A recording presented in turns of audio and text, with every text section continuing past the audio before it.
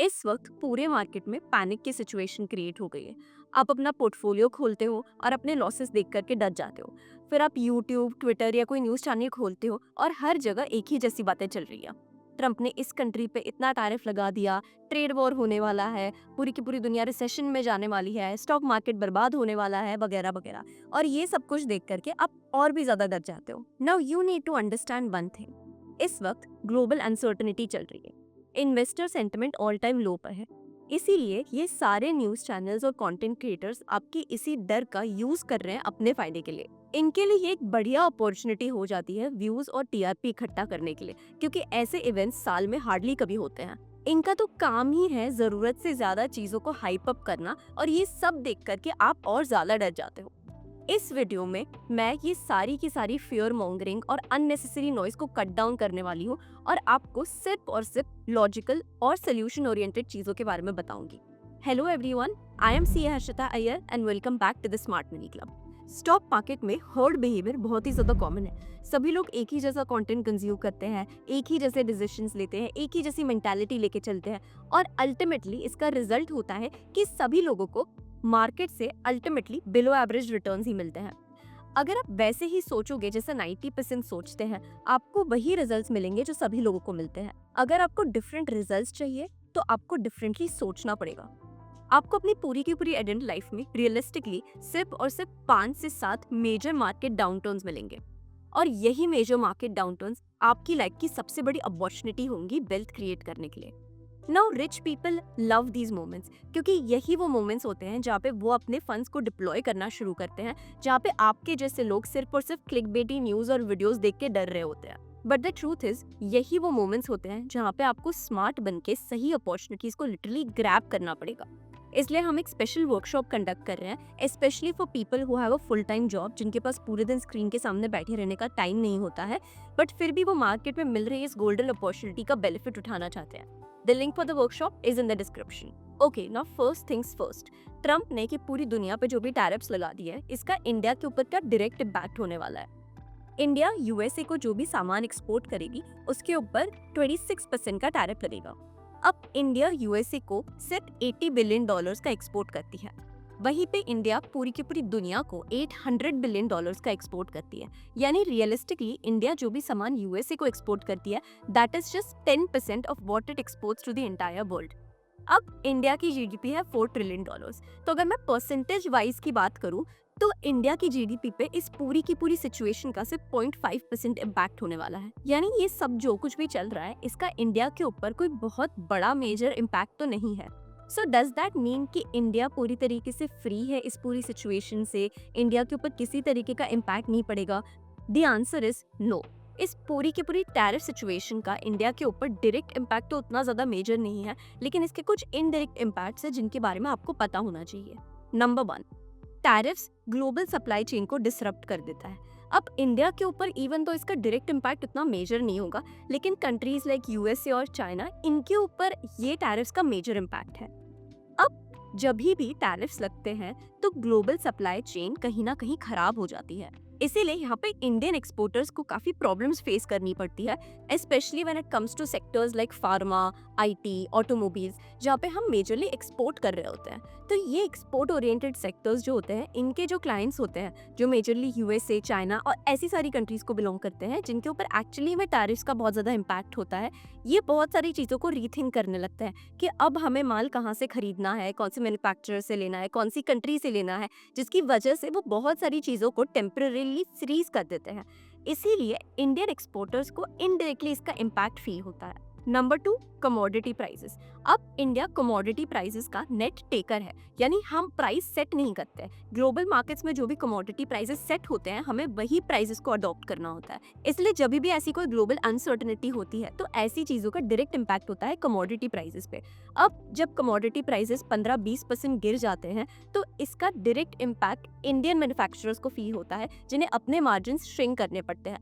As a result इन Indian companies को ज्यादा कंपटीशन फेस करना पड़ता है, इनके मार्जिन्स भी श्रिंक हो जाते हैं, इन्हें इन्वेंट्री लॉस भी झेलना पड़ता है। ऑन टॉप ऑफ दिस, जो दूसरी कंट्रीज हैं जैसे कि चाइना, वियतनाम, जिनके ऊपर ट्रम्प ने काफी ज्यादा टैरिफ लगा दिया है, ये सारी कंट्रीज अब यूएसए को तो एक्सपोर्ट नहीं करेंगी, तो इंडिया जैसा जो लुक्रेटिव मार्केट होता है, यहाँ पे ये चाइना, वियतनाम जैसी कंट्रीज अपना एक्सपोर्ट डंप करना शुरू कर देती है, जिसकी वजह से हमारी कंपनीज के लिए, हमारी लोकल कंपनीज के लिए कंपटीशन और ज्यादा बढ़ जाता है। ये एक मेजर इनडायरेक्ट इम्पैक्ट है जो ट्रम्प के टैरिफ्स की वजह से हमें लगेगा। Number 3, foreign capital.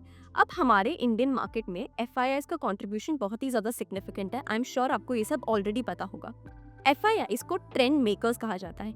जब भी एफआईआई इंडिया में पैसे डालने लगते हैं तब हमारा मार्केट ऑटोमेटिकली बूम करने लगता है, और जैसे ही वो पैसा विड्रॉ करने लगते हैं हमारे मार्केट्स वीक हो जाते हैं। इसीलिए एफआईआई का पैसा हमारे इंडियन मार्केट के लिए बहुत ही ज्यादा इंपॉर्टेंट होता है। नाउ द प्रॉब्लम इज, जब भी कोई ग्लोबल अनसर्टेनिटी आने लगती है तो एफआईआईज इंडिया जैसी इमर्जिंग मार्केट से अपना पैसा पुल करना चालू कर देते हैं, और वो अपना पैसा सेफर एसेट क्लासेस में डालने लगते हैं, फॉर एग्जाम्पल गोल्ड या बॉन्ड। इसीलिए आप देख सकते हो कि गोल्ड के प्राइसेस इतने ज्यादा बढ़ने लग गए हैं, बिकॉज एफआईआईज प्रेफर कि जब भी कुछ ऐसी चीज हो रही है पूरी की पूरी वर्ल्ड में which is going to cause volatility, तो वो अपना कैपिटल सबसे पहले प्रोटेक्ट करके चलते हैं। अल्टीमेटली हमारे इंडियन स्टॉक मार्केट ये सभी अनसर्टेनिटी की वजह से इनडायरेक्टली काफी ज्यादा इम्पैक्ट हो जाते हैं, क्योंकि एफआईआई हमारे मार्केट से पैसा पुल करना शुरू कर देते हैं। Now the last and the most major impact is, ये सारी ग्लोबल अनसर्टेनिटी बिजनेसेस को फोर्स कर देती है अपने सारे मेजर डिसीजंस को रोकने के लिए। ना आप ही इमेजिन करके देखो, आप किसी इंटरनेशनल कंपनी के सीईओ हो और आप इंडिया जैसी ग्रोइंग इमर्जिंग इकोनॉमी में अपना फैक्ट्री सेटअप करना चाहते हो, एक्सपांशन करना चाहते हो, तो बिकॉज ट्रम्प हर रोज कोई नया टैरिफ लगा रहा है, टैक्स लॉस बार बार चेंज कर रहा है, इसलिए आप एज अ बिजनेस ओनर एक बार के लिए रुक जाओगे। आप जो भी एक्सपांशन, जो भी कैपिटल एक्सपेंडिचर प्लान कर रहे हो उसको एक बार के लिए पॉज पे रख दोगे, बिकॉज यू डोंट नो कल उठ के क्या नया चेंज आने वाला है। इसीलिए ऐसे माहौल में बिजनेसेस अपने सारे मेजर डिसीजंस को एक बार के लिए फ्रीज कर देते हैं, जिसकी वजह से हमारे इंडियन मार्केट सफर करते हैं। सो ये तो थी वो सारी चीजें जो इंडिया को इनडायरेक्टली इम्पैक्ट करने वाली है because of whatever is going on in the entire world right now. Now let's talk about the solution. क्या है वो ऐसे ट्रिगर्स जिसकी वजह से हमारा मार्केट रिकवर कर सकता है। I said in the beginning of this video कि ये पूरे वीडियो में मैं सिर्फ और सिर्फ लॉजिकल और सोल्यूशन ओरिएंटेड चीजों के बारे में बात करने वाली हूँ। तो let's discuss what are the key trigger points जिसके बाद हम हमारे मार्केट्स में रिकवरी होते हुए देख सकते हैं। नाउ लेट्स सी कौन से ऐसे मेजर ट्रिगर्स हैं जिनकी वजह से हमारे इंडियन मार्केट्स रिकवर करना स्टार्ट करेंगे। The first recovery trigger is dollar index. Dollar index ये दिखाता है कि डॉलर वर्ल्ड की मेजर 5 करेंसीज के सामने कितना ज्यादा स्ट्रॉन्ग है। जब भी डॉलर इंडेक्स बढ़ रहा होता है तब एफआईआईज इंडिया में इन्वेस्ट करना कम प्रेफर करते हैं। The reason is very simple, क्योंकि जब डॉलर स्ट्रॉन्ग हो जाता है तब वो जब अपने रुपी के रिटर्न्स को कन्वर्ट करते हैं इनटू डॉलर्स, तब उनका परसेंटेज वाइज रिटर्न कम हो जाता है। इसीलिए जब भी डॉलर इंडेक्स बढ़ रहा होता है तब एफआईआईज इंडिया में इन्वेस्ट करना कम प्रेफर करते हैं। वहीं पे जब डॉलर इंडेक्स गिरने लगता है तब एफआईआईज वापस इंडिया में रिटर्न कर लेते हैं। नाउ ये रिकवरी ट्रिगर जो है ये ऑलरेडी हमारे फेवर में आ रहा है, क्योंकि यहाँ पर आप देख सकते हो कि डॉलर इंडेक्स गिरता जा रहा है, राइट। सो अगर ये डॉलर इंडेक्स जितना और वीकन होता जाएगा, एफआईआईज के हमारी कंट्री में रिटर्न होने के चांसेस उतने ज्यादा बढ़ते जाएंगे। हमारा नेक्स्ट रिकवरी ट्रिगर होगा जब एफआईआई इंडिया में वापस बाइंग स्टार्ट कर देंगे। अब एफआईआई कब बाइंग स्टार्ट करेंगे? एक तो रीजन हमने डिस्कस कर लिया, जब डॉलर इंडेक्स गिरने लगेगा। एफआईआईज की बाइंग स्टार्ट करने के कुछ और ट्रिगर्स होंगे, जब यूएस की बॉन्ड यील्ड थोड़ी सी गिरने लगेगी, या जब फेड रेट कट अनाउंस करेंगे, या जब इंडिया की इकोनॉमिक ग्रोथ वापस से फास्ट पेस पे होने लगेगी, तब एफआईआईज अपनी बाइंग वापस से रिज्यूम कर देंगे। हमारा तीसरा रिकवरी ट्रिगर होगा आरबीआई के रेट कट्स। आरबीआई ने ऑलरेडी पिछले 2 क्वार्टर में 25 बेसिस पॉइंट्स करके अपने रेट कट्स को करना शुरू कर दिया है। The reason is very simple, क्योंकि हमारी कंट्री का इन्फ्लेशन अब कंट्रोल में आ चुका है। अब आरबीआई के रेट कट करने से हमारी कंट्री में लिक्विडिटी और ज्यादा बढ़ेगी। लोगों के लिए लोन्स का इंटरेस्ट रेट कम हो जाएगा, इसलिए लोग ज्यादा से ज्यादा लोन्स लेंगे, कार लोन लेंगे, होम लोन लेंगे। प्लस कंपनीज जो कैपिटल एक्सपेंडिचर करना चाहती है उसके लिए भी लोन्स लेना शुरू करेंगी। This will push our economic growth, और अगले 3 से 6 महीने में हम ये रेट कट्स का पॉजिटिव इम्पैक्ट हमारी जीडीपी में होता हुआ देखने लगेंगे। हमारा नेक्स्ट रिकवरी ट्रिगर होगा जब हमारी कंट्री में कंजम्पशन और ज्यादा बूस्ट अप होने लगेगा। अब पिछले ही बजट में निर्मला सीतारमन ने अनाउंस किया था कि 12 लाख तक की इनकम पे हमें कोई टैक्स पे करने की जरूरत नहीं है। अब हमारा फाइनेंशियल ईयर इसी महीने स्टार्ट हुआ है। सो जब लोगों के हाथ में उनकी सैलरीज आने लगेगी जिसपे पे कम टैक्स कटेगा तो लोगों के हाथ में ज़्यादा पैसा बचेगा, जिसकी वजह से वो ज़्यादा गुड्स डिमांड करेंगे। इसकी वजह से हमारी पूरी कंट्री में ओवरऑल कंजम्पशन बूस्ट होगा। नाउ इस कंजम्पशन बूस्ट का बेनिफिट हम डायरेक्टली कंजम्पशन रिलेटेड सेक्टर्स में होता हुआ देखेंगे, for example FMCG, consumer durables. तो बिकॉज हमारी कंट्री की ओवरऑल कंजम्पशन बूस्ट होगी, इसकी वजह से हमारी जीडीपी भी बहुत ज़्यादा बूस्ट होगी। नाउ क्योंकि हमारी कंट्री में कंजम्पशन बूस्ट होगा, इसीलिए कंजम्पशन रिलेटेड सेक्टर्स जो है, for example FMCG, consumer durable, ये सारी सेक्टर्स में हम डायरेक्ट इम्पैक्ट होता हुआ देखेंगे। अब इसकी वजह से हमारी ओवरऑल जीडीपी जो है वो भी बूस्ट होगी, इसीलिए हमारा डोमेस्टिक कंजम्पशन जो है हमारे मार्केट्स के रिकवरी के लिए एक बहुत ही ज़्यादा मेजर ट्रिगर होने वाला है, और इसका इम्पैक्ट हम नेक्स्ट 3 to 6 मंथ्स के ड्यूरेशन में होता हुआ देखेंगे। हमारा अगला रिकवरी ट्रिगर होगा बूस्ट इन गवर्नमेंट स्पेंडिंग।